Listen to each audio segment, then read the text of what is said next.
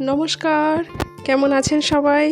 Simple lifestyle of joy চ্যানেলের একটি নতুন ব্লগে স্বাগত জানাই সবাইকে।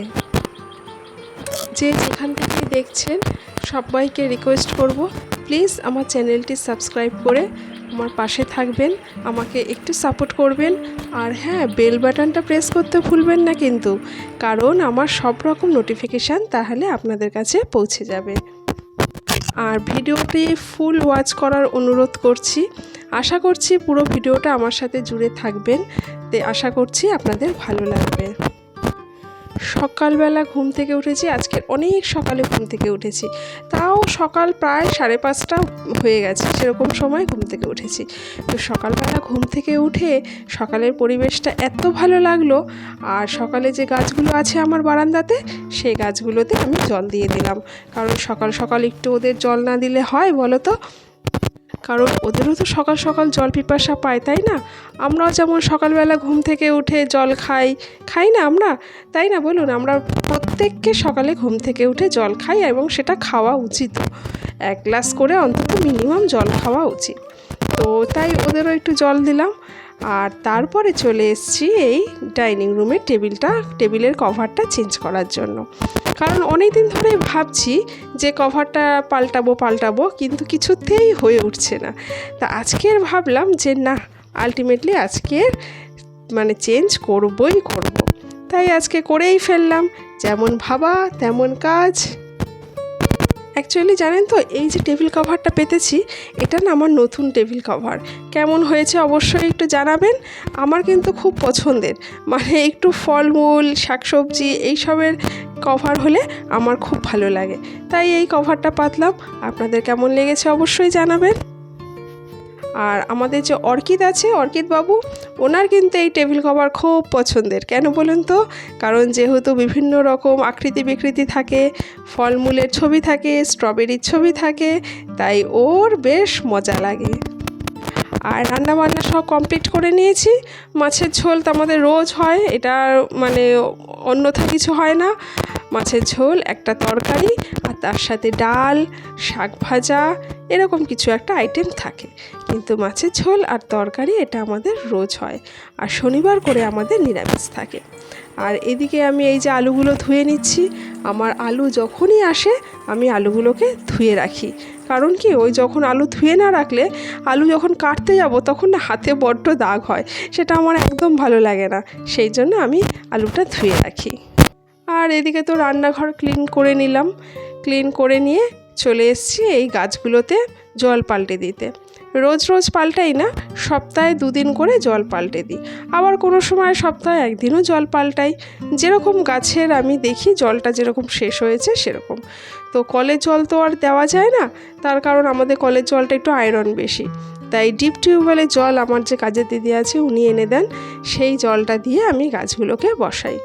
আর গাছগুলো বসানোর সময় যে রুটটুকু আছে, সেই রুটটুকু আমি শুধু জলে ডোবাই, আর বাকি পুরো গাছটা জলে দিই না। তার কারণ কি, তাহলে না একটা শ্যাওলা মতন পড়ে যায়, গাছটা একটু ময়লা মতন হয়ে যায়। সেই জন্য শুধু রুটটাই জলে চুবিয়ে দিই। এখনও পর্যন্ত যারা আমার ভিডিওটি দেখে ফেলেছেন, নতুন ভিউয়ার্স যারা আছেন তাদেরকে বলছি, প্লিজ চ্যানেলটি সাবস্ক্রাইব করবেন। আর এতটুকু কোনো কিছু যদি ভালো লাগে তাহলে লাইক সাবস্ক্রাইব করে প্লিজ আমার পাশে থাকবেন। আর যারা অলরেডি কাজটি করেছেন তাদেরকে জানাই অসংখ্য ধন্যবাদ। আর আমার ভিডিওগুলো আপনারা আত্মীয় স্বজন চেনা পরিচিতর মধ্যে শেয়ারও করতে পারেন, অবশ্যই সেটা করতে পারেন। কি জানেন তো, মানুষের যে বিভিন্ন দুঃখ কষ্ট থাকে, তো সেইগুলো তো প্রত্যেকটা মানুষেরই থাকে। কেউ বলতে পারবে না যে সে কোনো সমস্যা ছাড়া সে রয়েছে, বা কোনো দুঃখ কষ্ট ছাড়া সে রয়েছে, বা তার কোনো দুর্বলতার জায়গা নেই, বা তার জীবনে কোনো দুঃখ নেই, এরকম কেউ বলতে পারবে না। তাই জন্য যার যা দুঃখ থাকুক না থাকুক, সেটাকে কিন্তু আমাদের ওভারকাম করতে হবে। কে কি বলল না বলল সেই সব কথায় কান না দিয়ে সেই দিকে খেয়াল না করে নিজের লক্ষ্যের দিকে এগিয়ে যেতে হবে, তবেই কিন্তু লক্ষ্য পূরণ হবে। আজকের আমি যেমন ইউটিউব জার্নিতে এসেছি, আমার দেখতে দেখতে নাই নাই করে তাও প্রায় 1 বছর হয়ে গেল, কিন্তু এখনও পর্যন্ত আমার চ্যানেলের কোনো গ্রো সেভাবে কিছু হলো না, এখনও মনিটাইজেশনই পেলাম না, তো বাকি তো দূরের কথা। তো কিন্তু আমি কিন্তু হাল ছাড়িনি, এখনও পর্যন্ত চালিয়ে যাচ্ছি। আর একটু একটু করে আমার নতুন নতুন অনেক বন্ধু হচ্ছে, যদিও আপনাদের ভালোবাসা আমি পাচ্ছি। তো আশা রাখবো আপনারা এভাবেই আমাকে ভালোবাসা দিয়ে যাবেন।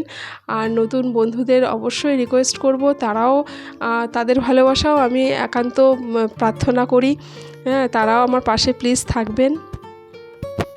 তবে আমি যেটা দেখছি আমার ভিডিওতে ভিউ খুব একটা হচ্ছে না, ভিউটা খুবই কম হচ্ছে, যে পরিমাণ সাবস্ক্রাইব আছে সেই পরিমাণ ভিউ তো হচ্ছেই না, মানে তুলনামূলক অনেকটাই ভিউ কম হচ্ছে। আর এইদিকে আমার এই ডাস্টিং ক্লিনিংয়ের কাজগুলো আমি করে নিচ্ছি।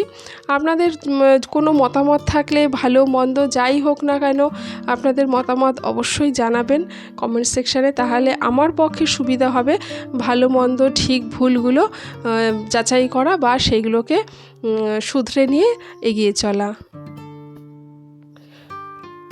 সকালে ঘুম থেকে উঠে এত ফাস্ট সব কাজগুলো করেছি, খুব তাড়াতাড়ি করে গুছিয়ে গুছিয়ে প্ল্যান করে করে মানে একটার পর একটা কাজগুলো করে নিয়ে ঠিক টাইমের মধ্যে কাজগুলো সেরে নিয়েছি। এইভাবে যদি আমরা একটা প্ল্যান করে নিই যে কোন কাজটা কখন করব, আগের থেকে সেই প্ল্যানটা যদি করে রাখি, তাহলে কিন্তু প্রত্যেকটা কাজ করতে আমাদের খুব সুবিধে হয় এবং তাড়াতাড়িও হয়ে যায়। যে দেরি হয়ে গেছে ঘুম থেকে উঠতে, কি করব সেই জিনিসটা কিন্তু হয় না। খুব তাড়াতাড়ি একটু ভাবনা চিন্তা করে নিলে, একটু বুদ্ধি খাটিয়ে কাজগুলো করলে তাড়াতাড়ি কিন্তু কাজগুলো হয়ে যায়। আর একটা কথা আমার কি মনে হয় জানেন তো, কেউ যদি মানে কোনো কিছু যদি মানে আপনাকে বিশ্বাস না করে, যদি কিছু আপনাকে মানে বুঝতে না চায়, তাহলে আমার মনে হয় না সেই জিনিসটা ছেড়ে দেওয়াই ভালো।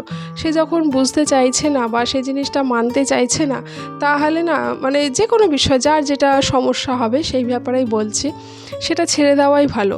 তার কারণ যে বোঝে না তাকে হাজার বুঝিয়েও পারা যায় না।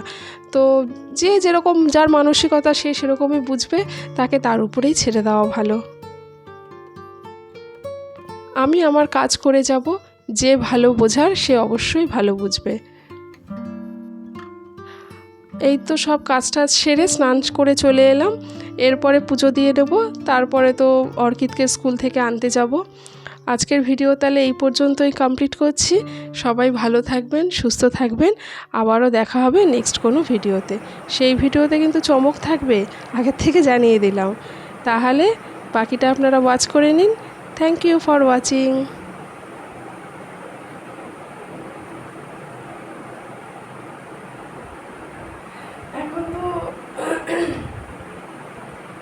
এখন তো